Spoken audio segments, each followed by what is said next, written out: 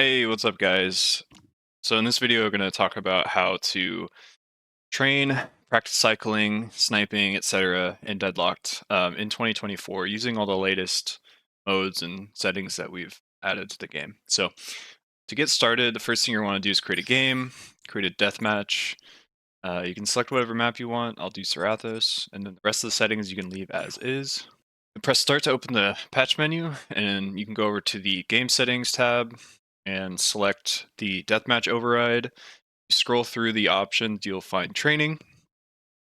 And then here you can select between fusion, cycle, and rushing. So for this video, I'll go over fusion and cycling. We'll start with fusion because that's kind of the most fundamental weapon, the game, the sniper, and then we'll talk about how to incorporate that into cycling, which is the de facto competitive game mode. So with fusion selected, we'll go ahead and select endless. Ranked is a 5-minute version of this where there's a leaderboard. You can get points basically on how accurate and how quick and other factors you can kill the bots. But for training, endless is usually just better.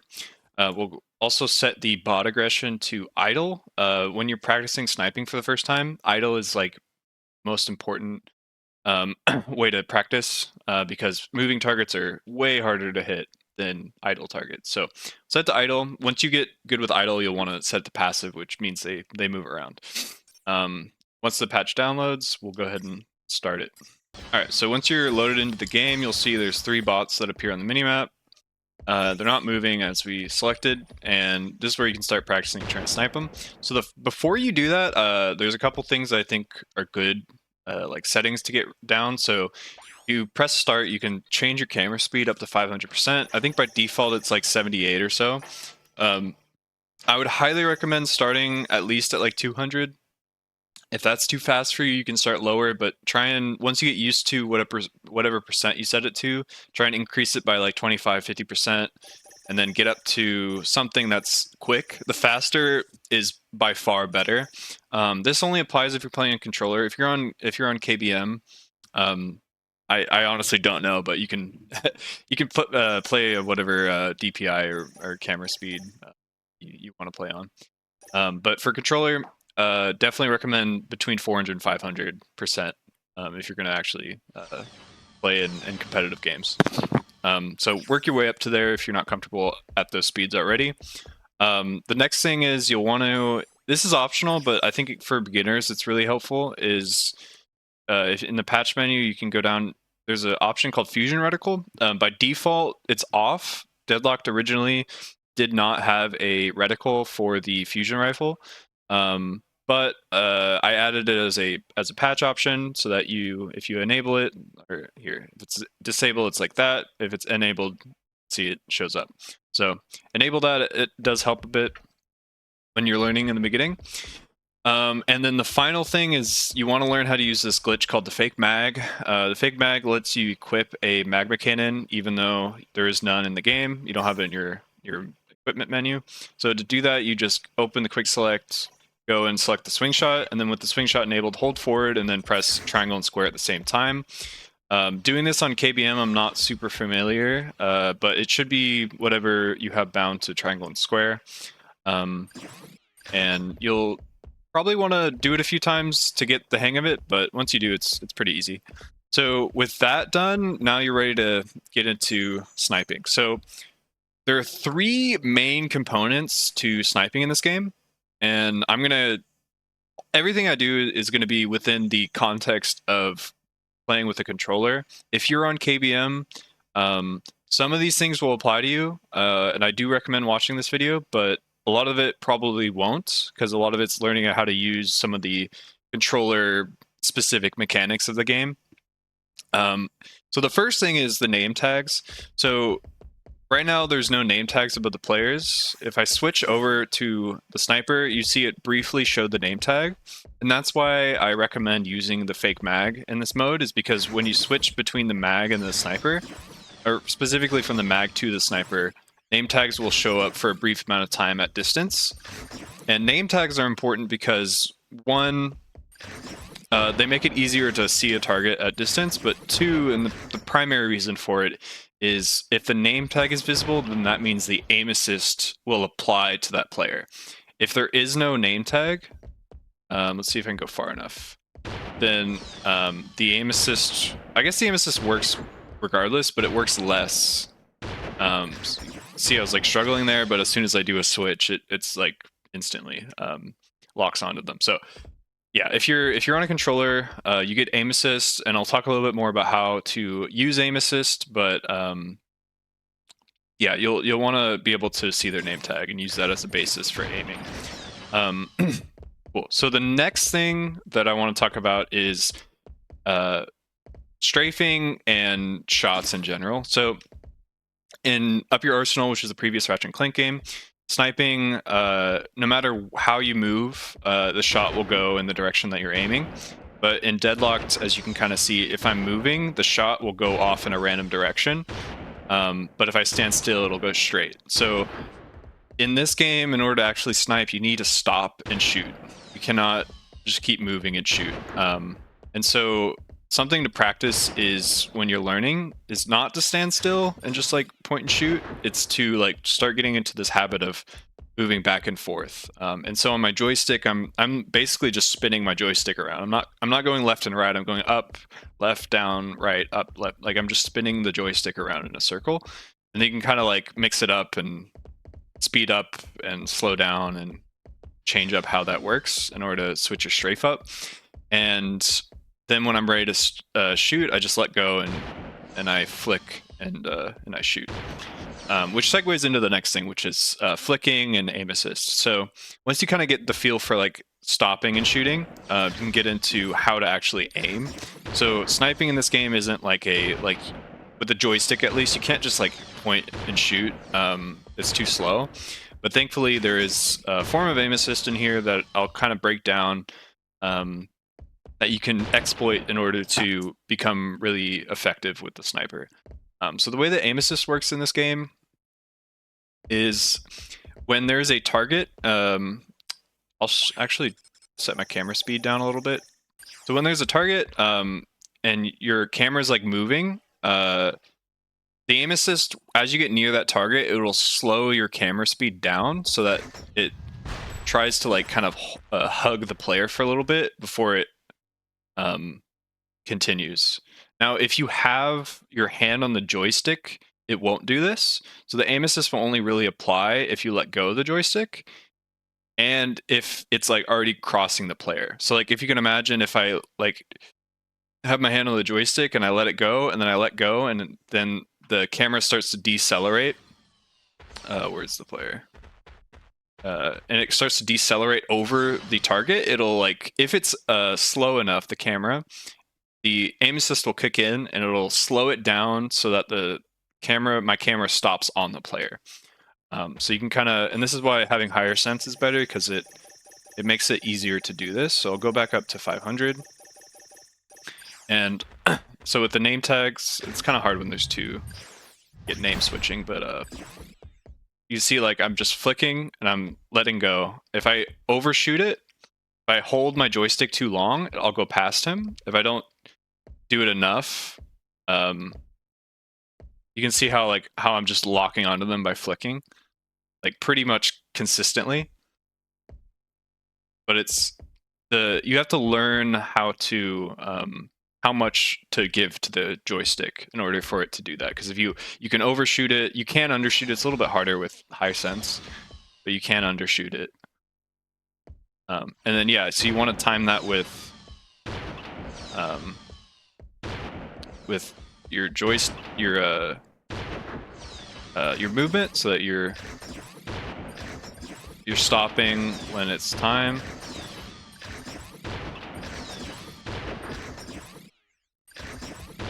And you can see like I'm switching between the mag and the fusion to get that shot, those name tags showing up at greater distances, and I'm kind of just doing it anyway just because I'm used to it. It's good practice, but yeah, just kind of like strafing a little bit.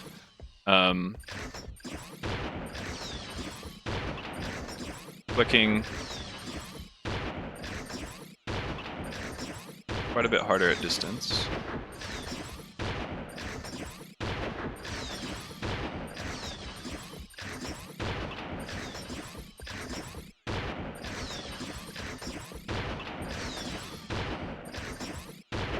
You do have to kind of line up the vertical if you're flicking left to right.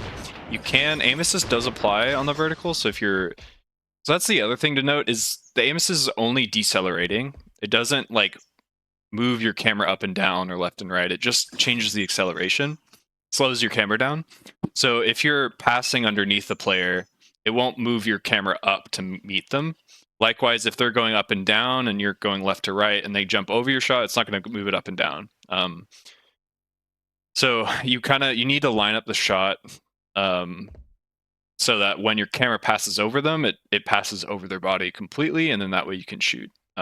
So when you can imagine, like when they're moving and they're jumping and they're strafing and stuff, it becomes a lot harder for people to be hit because the aim assist will trigger for a brief amount of time and then they'll move out of the way of the shot. So you kind of have to like learn how to predict the player as well as like snipe at the right time.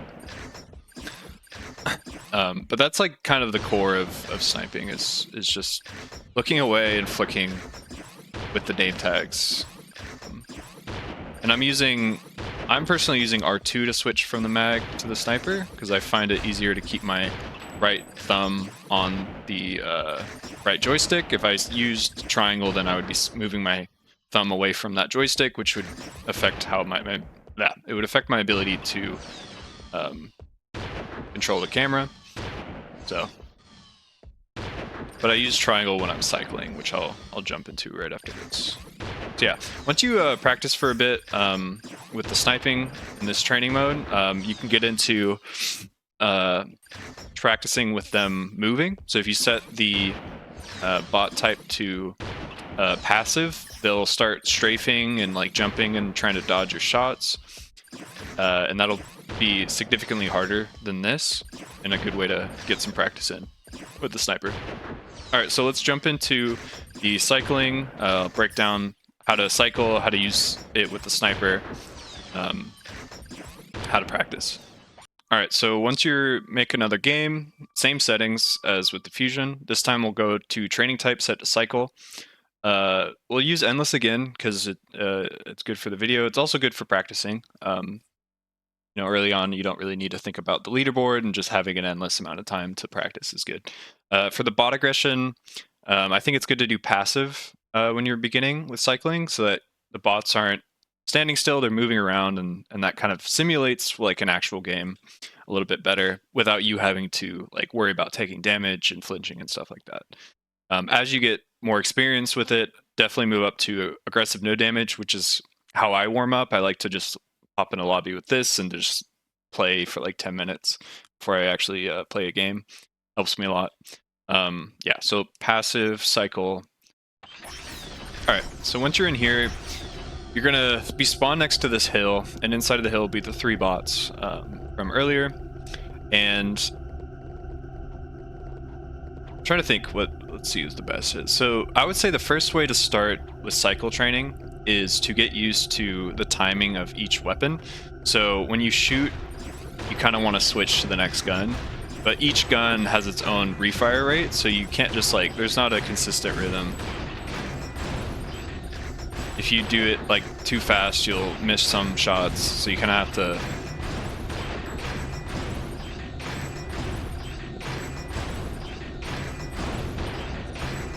speed up for some weapons, slow down for others. That might help you get used to the timing of like when you switch your shots, but ultimately like speed is not the most important thing, especially early on. It's more about timing and learning when and how to use each gun when cycling. So I would say the most common and basic application or strat with cycling is to use the B6 to flinch the target, because it has an area of effect as it explodes, and then the sniper to finish them off when they're flinching. Flinching in this game will like momentarily stop the player from moving. It makes them a lot easier to hit with a sniper because they're not moving. And so if you pair the two together, you can kind of get into the easiest way to just kill someone really quickly is get a full B6 along with a sniper shot. That'll drain them down from 100 to 0. Now, people in this game can jump over the B6 and it'll deal partial damage. So when you play against real people, and I try to program the bots to be like this, but they're not really that good at it. When you fire a B6, most people will try and jump over it, which means that you can like fire a B6 and aim high and kind of get ready for that jump that someone else is gonna do, and you can predict what their movement's gonna be basically. They'll flinch in the air, which will make them an easy target, and it'll be it's a pretty effective way to take someone down to 0. Ultimately, like a lot of what cycling is about using the sniper and the B6 together. Now the mag is also really useful for stunning someone at close distance. It's a bit of a contentious topic. A lot of people do not like the magma cannon because it's so easy to just flinch, and then also this game has got a lot of bad netcode, so the magma cannon, well, at times you'll shoot someone and it won't even do any damage because on their screen you weren't shooting at them. But magma cannon is useful for getting some additional like flinching in.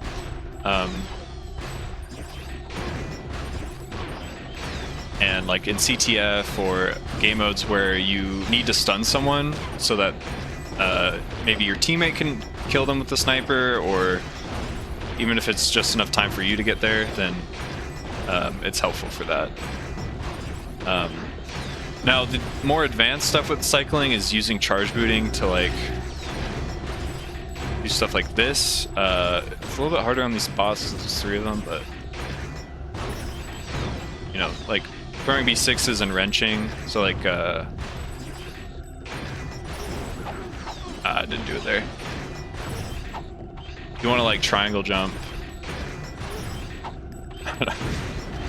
Probably helps to have uneven ground, but yeah. Being able to like move around and like wrench, you know, applying principles from the sniping earlier of flicking to lock onto the target. You don't really have to worry much about the name tags because you're so close that they're always going to be visible. But you switch weapons anyway because you can get more damage in, you can maybe flinch them more.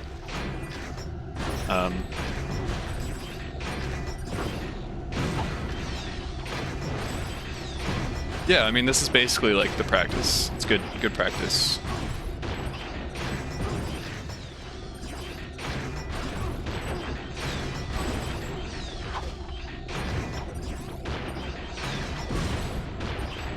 Practice jump sniping.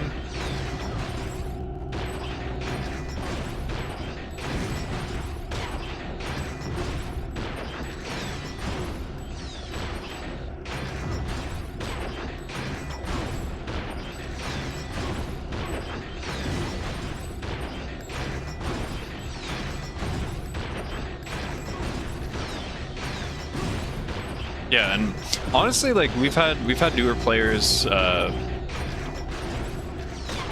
probably spent about a week practicing, and yeah, after about a week they're able to hop into games and be decently competitive. So it's not a hard game to learn. You definitely have to put in a bit of time to learn the quirks of it with sniping and flinching and how to use the B6 and whatnot. And game sense always comes from playing real games and actually learning from mistakes and whatnot.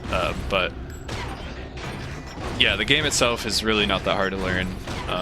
So hopefully, if you're watching this, you learn a couple things and maybe you get into the training modes, practice a bit, and see you in some actual competitive games.